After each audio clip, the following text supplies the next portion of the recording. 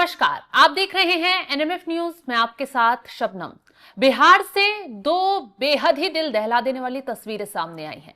एक तस्वीर बिहार की राजधानी पटना से है, जहां एक बड़े व्यापारी की गोली मारकर हत्या कर दी गई, और दूसरी तस्वीर उस सिवान से है जहां जिसे अपराध का गढ़ माना जाता था एक वक्त पर, जहां शाहबुद्दीन की तूती बोलती थी।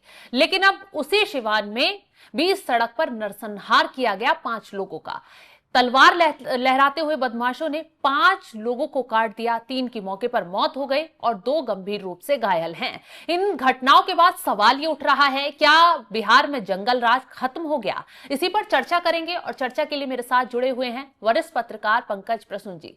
पंकज जी, बिहार में चुनाव नजदीक है, जातिवाद की राजनीति उफान पर है, और इसी बीच अपराध जो है वो 7वें आसमान पर पहुंच गया है। जो घटनाएं सामने आई हैं सिवान की और पटना की, सबको दहला कर रख दिया है। विस्तार से बताइए, आखिर बिहार में कानून व्यवस्था का क्या राज है और ये घटनाएं क्यों बढ़ रही हैं? ये दोनों घटनाएं पुलिस की लापरवाही से हुई है और ये इसका जातिवाद से कोई मतलब नहीं। मैं एक एक घटना का विस्तार बताता हूं कि सिवान में क्या हुआ और पटना में क्या हुआ। सिवान में शराब कारोबारी थे और उनके खिलाफ गोपाल सिंह वगैरह ने शिकायत दर्ज कराई थी अवैध शराब को लेकर, और उसी के बदले के स्वरूप ये घटना को दिया गया है। लेकिन और बिहार कुछ में नहीं तो है शराब बैन है ना पंकज जी? ये अब क्या बोलूं, पता नहीं दिल्ली वालों को ये क्यों नहीं समझ में आता है कि बिहार रही है। कौन कहता है शराब बैन है? बस सिर्फ दुकानों पे नहीं सजी है, बाकी हर जगह दिख रही है और मिल भी रही है। होम डिलीवरी हो रहा है हर जगह। आपको हर महीने 2 महीने बाद जहरीली शराब पी के इतने मरे खबर आ रही है। समझ में नहीं आ रहा कि कहीं ना कहीं से तो शराब आ रही है ना। हाँ। ये शराब बैन है सिर्फ सरकार में, और पुलिस कमा रही है।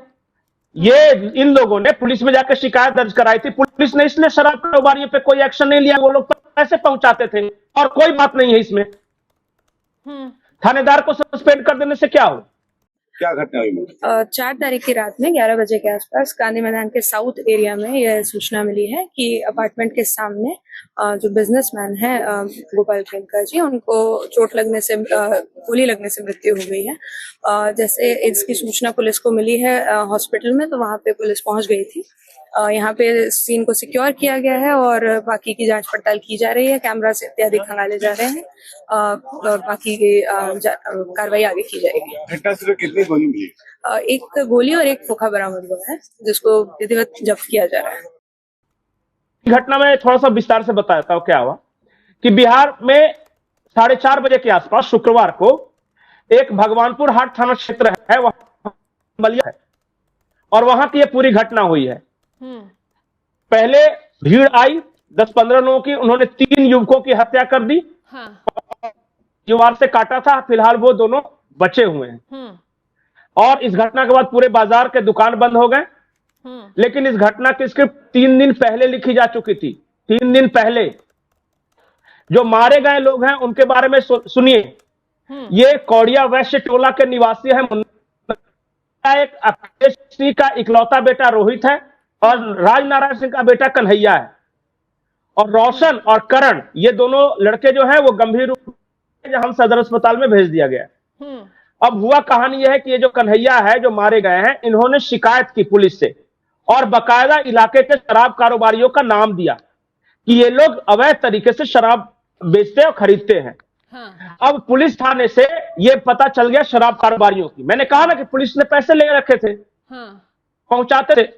अब उन शराब कारोबारियों ने इसी वजह से ये घटना को अंजाम दिया है। इन सारे बच्चों को बुलाया गया था मलमलिया बाजार की, समझौता कर लेते हैं कि चलो बातचीत आपस में। उन लोग समझौता करने आए थे, लेकिन ये लोग फरसा, तलवार और अन्य घातक हथियारों से मलमलिया चौक पहुंचे और सबसे पहले मुन्ना सिंह की हत्या कर दी। उसके बाद मलमलिया मसरख रेलवे ब्रिज के दूसरी तरफ गए और वहां पे कौड़िया बसंती के पास रोड के घाट उतार दिया, और उसके बाद तब रोशन और करण पे हमला किया। 3 जगह ये घटनाएं हुई हैं उसी शाम को। सोचे इलाके का कैसा माहौल होगा उस बाजार का। पुलिस क्या करेगी? भारी संख्या में पुलिस बलों की तैनाती और ये वो जो अपना रूटीन प्रोसेस है।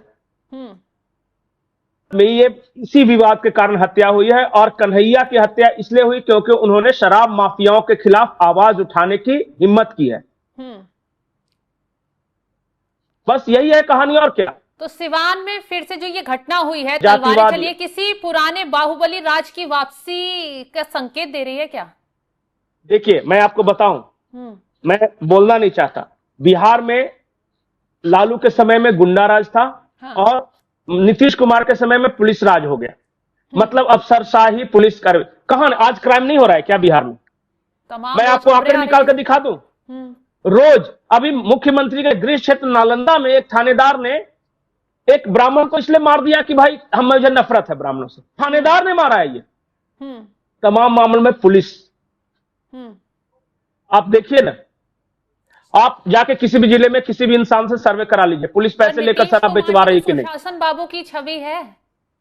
अरे काहे का नीतीश कुमार, पता चला कि उनको आजकल याद तो रहता नहीं है कि कुछ दिन पहले क्या हुआ था। और ये फिर ये नीतीश के आसपास के लोग ही बता, ये मेरा वर्जन है, ये नीतीश के आसपास के रहने वाले लोग ही बता रहे कि उनकी तबीयत ठीक नहीं। कुछ आईएएस ऐसे हैं जो मिलकर ये पूरा राज्य चला रहे हैं। और देखिए, ये 6 महीने 7 महीने जितना देर में चुनाव हो जाए और कोई नहीं किसी को पूछने वाला है। तो जिस तरीके से पंकज जी आपराधिक घटनाएं बढ़ रही हैं, बिहार जल रहा है, कानून व्यवस्था जो डगमगाती हुई जैसे खबरें आ रही हैं, तो बिहार में जो चुनाव होगा उसमें बड़ा उथल पुथल देखने के लिए मिल सकता है, जो हालात इस वक्त नजर आ रहे हैं। अच्छा बताइए ना, नीतीश कुमार का सबसे स्ट्रॉन्ग प्लान क्या था कि राज से मुक्ति।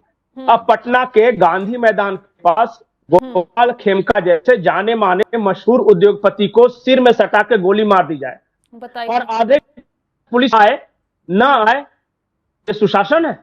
और वो भी राजधानी में, प्रदेश की राजधानी है वो। अरे सबसे वीआईपी एरिया गांधी मैदान के पास। ये कोई छोटे मोटे बिजनेसमैन नहीं थे, ये हेल्थ केयर बिजनेस के बहुत जाने माने नाम थे। ये राजेंद्र नगर मगध मेडिकल अस्पताल है, वहां उसके मालिक है ये। हाँ। इसके बाद इनका बहुत सारा बिजनेस था, पेट्रोल पंप का बिजनेस, और बांकीपुर खेमका ये जो क्लब है उसके ये सचिव हैं। ये बहुत बड़े व्यापारी है भाई, इनको सर में सटा के गोली मार दी गई। आप जाके पता कर लीजिए कि गांधी मैदान में चहल पहल रहती है कि नहीं, वो वीआईपी एरिया है कि नहीं। तो उनकी हत्या किस मकसद से की गई, कुछ खुलासा हुआ है? अभी पुलिस ये कह रही है कि फॉरेंसिक कर रहे हैं और 2 खाली कारतूस बरामद हुए हैं। अब देखिए, मार दे रहे हैं ना, अब बताइए, ऐसी बुरी हालत तो उस वक्त भी थी जिस वजह से लालू राबड़ी सरकार को हटाकर नीतीश कुमार को लाया गया था। देखिए, परसेप्शन वर्सेज रियलिटी।